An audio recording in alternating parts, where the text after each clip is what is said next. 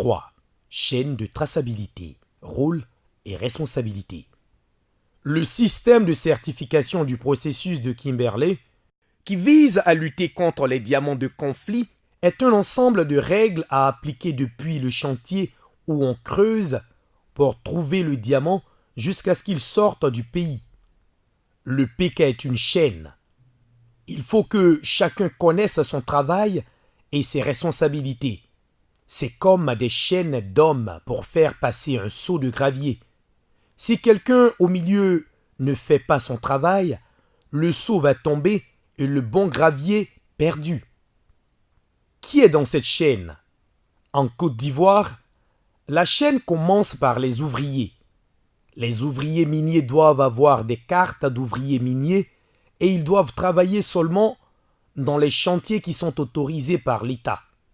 Après les ouvriers, nous avons les exploitants. Les exploitants sont ceux qui ont été autorisés à faire venir les travailleurs pour exploiter. En Côte d'Ivoire, nous avons deux types d'exploitants. On a les sociétés coopératives encadrées par la SODEMI et puis on a les exploitants hors SODEMI qui ont reçu une autorisation d'exploitation artisanale ou semi-industrielle signée par le ministre. Les exploitants ont l'obligation de désigner leurs représentants pour surveiller les travailleurs. Ces personnes doivent avoir des cartes d'exploitants. Les exploitants doivent avoir des cahiers de suivi de production et de vente où ils doivent noter toute la production, les diamants trouvés et les ventes, les diamants vendus. Après les exploitants, nous avons les acheteurs. En Côte d'Ivoire, nous avons deux niveaux d'acheteurs. Les collecteurs qui font une demande d'autorisation d'achat et de vente auprès du ministre, et puis les bureaux d'achat, d'importation et d'exportation. Il faut dire qu'en Côte d'Ivoire, l'État donne la possibilité aux collecteurs d'envoyer des personnes aller acheter le diamant pour eux sur les différentes parcelles de production. On appelle ces personnes les coursiers. Ils dépendent donc exclusivement des collecteurs. Tous les collecteurs et coursiers doivent avoir des cartes de collecteurs et doivent acheter seulement auprès des exploitants autorisés, pas chez les ouvriers ou autres personnes, sinon c'est de la fraude. Quand ils achètent, ils sont obligés de donner un document qui s'appelle un reçu d'achat. Et ils doivent faire des déclarations à la direction départementale des mines. Après les collecteurs, il y a les bureaux d'achat, d'importation et d'exportation. Ce sont des sociétés qui bénéficient d'agréments pour exporter des diamants. Les bureaux d'achat, d'importation et d'exportation doivent acheter seulement auprès des collecteurs ou des exploitants autorisés et ils doivent aussi faire des déclarations et délivrer des reçus d'achat. Quand un bureau d'achat, d'importation et d'exportation veut exporter, il fait une demande.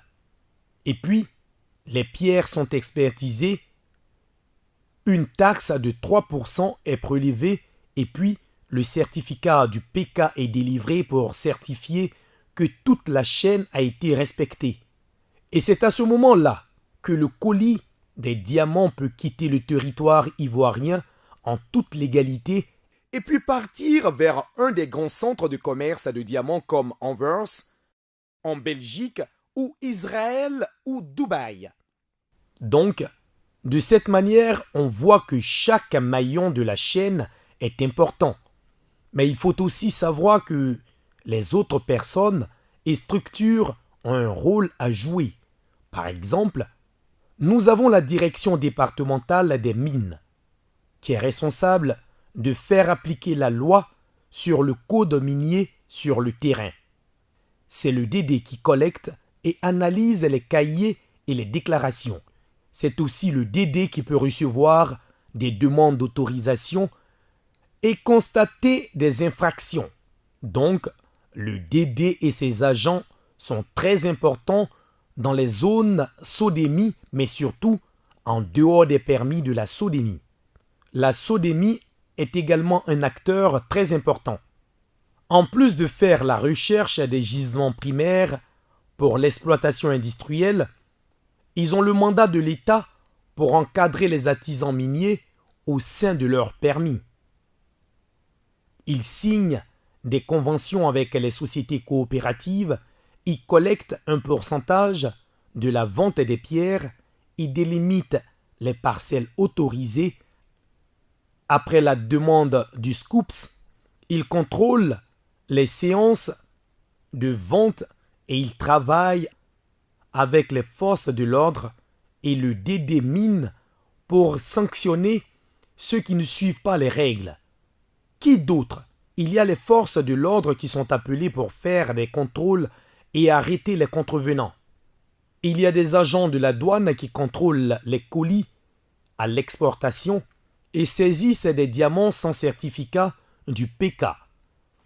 Il y a des ONG et organisations de la société civile qui font des rapports sur ce qu'ils voient sur le terrain et qui appuient l'État et les communautés à respecter les normes. On ne peut pas oublier le secrétaire permanent de la représentation du processus de Kimberley en Côte d'Ivoire, qui est la structure coordonnée par le secrétariat permanent ou point focal qui représente la Côte d'Ivoire à l'étranger et qui est responsable de faire appliquer toutes les règles du PK.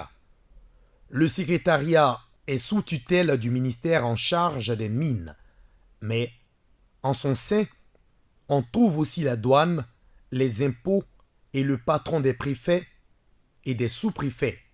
Enfin, il y a aussi les partenaires de l'État qui aident à appliquer le PK et qui aident à promouvoir le développement dans les communautés minières. Tout le monde est important, tout le monde est responsable et c'est ensemble que le PK fonctionne et c'est ensemble que cette richesse crée le bien-être et non pas la souffrance. Parce que le PK ne concerne pas les gens qui sont loin, c'est vous-même le PK, car votre contribution fait marcher toute la chaîne.